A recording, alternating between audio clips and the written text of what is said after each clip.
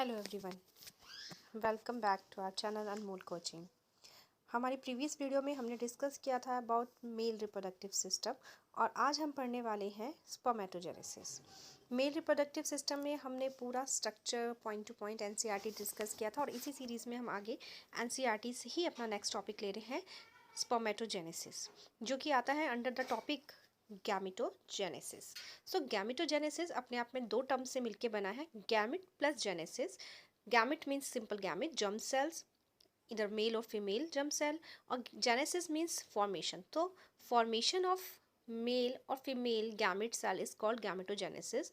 तो अगर mail germ cell produce हो रही है, मेल गैमिट प्रोड्यूस हो रहा है, तो इट इज कॉल्ड स्पर्मेटोजेनेसिस। और अगर फीमेल गैमिट सेल प्रोड्यूस हो रही है then it is called oogenesis। तो आज हम पढ़ने वाले हैं स्पर्मेटोजेनेसिस। तो जो स्पर्मेटो की जेनेसिस की प्रोसेस है उसको समझने से पहले, उसको पढ़ने से पहले हमें मेल रिप्रोडक्टिव सिस्टम अच्छे से पढ़ना होगा, जो हमने अपनी प्रीवियस वीडियो में कवर किया है। तो अगर आपने वो अभी तक नहीं पढ़ा है, नहीं देखा, तो प्लीज़ पहले उसको चेक करें, फिर आप स्पर्मेटोजेनेसिस टॉपिक पढ़े, अच्छे से समझ में आएगा। तो स्पर्मेटोजेनेसिस की जो प्रोसेस है वो स्टार्ट होती है मेल में टेस्टिस से। हमने पढ़ा था कि टेस्टिस के अंदर बहुत सारे कंपार्टमेंट्स होते हैं, जिसको हम क्या बोलते हैं, टेस्टिकुलर लोब्यूल्स। उसके अंदर होती है सेमिनिफेरस ट्यूब्यूल, और उस ट्यूब्यूल में होती है दो टाइप की सेल्स, मेल जर्म सेल और सर्टोली सेल। तो उन्हीं सेल्स से स्टार्ट होती है स्पर्मेटोजेनेसिस की प्रोसेस। तो आइए एनसीईआरटी से इसको स्टार्ट करते हैं। The primary sex organ, the testes in the male and the ovaries in the female produce gamete, that is sperm and ovum respectively, by the process called gametogenesis. तो mail में sperm बनना किससे बनेगा, testis से। Female में ovum बनेगा, ovary से। इस प्रोसेस को बोलते हैं गैमेटोजेनेसिस।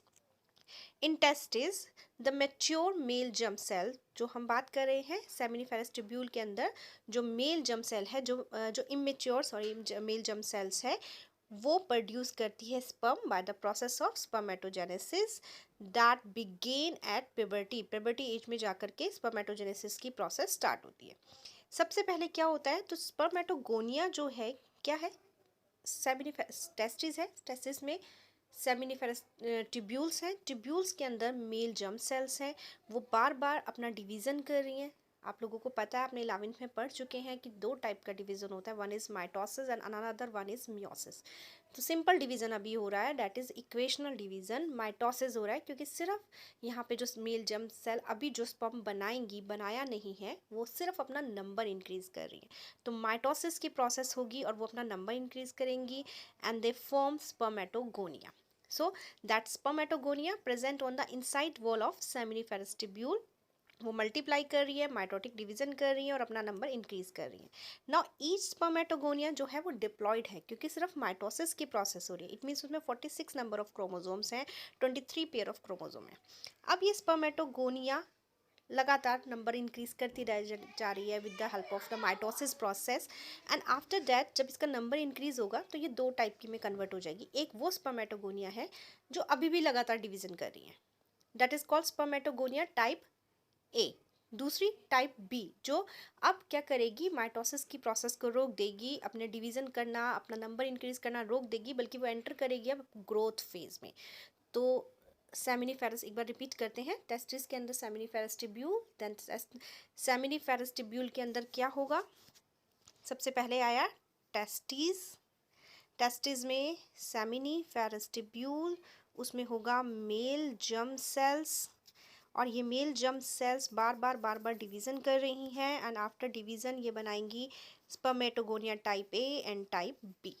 टाइप ए जो है will continue their mitosis division, पर टाइप बी जो है अब वो डिवीज़न माइटोसिस इक्वेशनल डिवीज़न नहीं करेंगी, बल्कि ये एंटर करेंगी ग्रोथ फेज में। तो ग्रोथ फेज में जब ये एंटर करेंगी तो इनकी होगी ग्रोथ। तो ग्रोथ कैसे होगी, इनका होगा साइज ऑलमोस्ट डबल। तो आइए जब इसको देखते हैं। A primary spermatocyte complete the first mitotic division, sorry मैंने थोड़ा सा लाइन से स्किप कर दी यहाँ से। Some of the spermatogonia called primary spermatocyte periodically undergo meiosis। अब ये प्राइमरी स्पर्मेटोसाइट आया कहाँ से, ये एनसीईआरटी में क्लियर नहीं है, तो मैं ये आपको बता दूं कि जो स्पर्मेटोगोनिया टाइप बी था जिसने अब माइटोसिस की प्रोसेस को रोक दिया था। वो एंटर किया ग्रोथ फेज में। ग्रोथ फेज में जा कर के उसने अपने अंदर कुछ आरएनए कुछ एक्यूमुलेट करना स्टार्ट किया, तो जिससे उसका साइज ऑलमोस्ट डबल हो गया। अब इस डबल साइज वाली सेल्स को हमने स्पर्मेटोगोनिया टाइप बी नहीं कहा, उसका नाम बदल दिया और उसको नाम दे दिया प्राइमरी स्पर्मेटोसाइट। तो उसका नाम हो गया प्राइमरी स्पर्मेटोसाइट। अब ये प्राइमरी स्पर्मेटोसाइट में होगा मियोसिस, रिडक्शनल डिवीजन, और ये भी हम 11th में पढ़ चुके हैं कि मियोसिस 2 स्टेप्स में, मियोसिस 1 और मियोसिस 2 में जाके कंप्लीट होता है। तो जो प्राइमरी स्पर्मेटोसाइट्स है उसमें फर्स्ट मियोसिस होगा यानी मियोसिस 1 होगा, और यहाँ पे बनेगी एक प्राइमरी स्पर्मेटोसाइट से 2 सेकेंडरी स्पर्मेटोसाइट्स।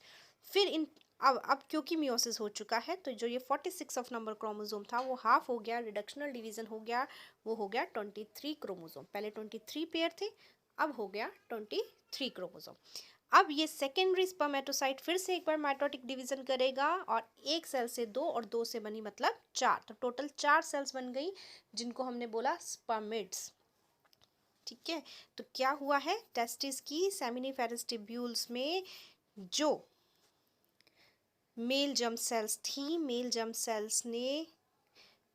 सेल ने माइटोटिक डिवीजन किया, माइटोसिस किया और बना लिया spermatogonia type B. Type B ने एंटर किया ग्रोथ फेज में और अपना साइज ऑलमोस्ट डबल किया और ये कन्वर्ट हो गई प्राइमरी स्पर्मेटोसाइट में। प्राइमरी स्पर्मेटोसाइट में होगा मियोसिस 1 और ये कन्वर्ट हो जाएंगी सेकेंडरी स्पर्मेटोसाइट में। इस सेकेंडरी स्पर्मेटोसाइट में फिर से एक बार मियोसिस की प्रोसेस होगी, क्योंकि मियोसिस अपने आप में 2 स्टेप में कंप्लीट होती है, तो मियोसिस सेकेंड होगा और ये बन जाएगा स्पर्मेट्स। अब ये जो स्पर्मेट्स बना, ये कैसा स्ट्रक्चर है, ये हैप्लॉइड है क्योंकि ये आफ्टर मियोसिस बन रहा है, तो spermatid is haploid structure, non motile structure है। पर स्पर्म कैसा होता है, मोटाइल। तो इस स्पर्मिड में अब होगा ट्रांसफॉर्मेशन।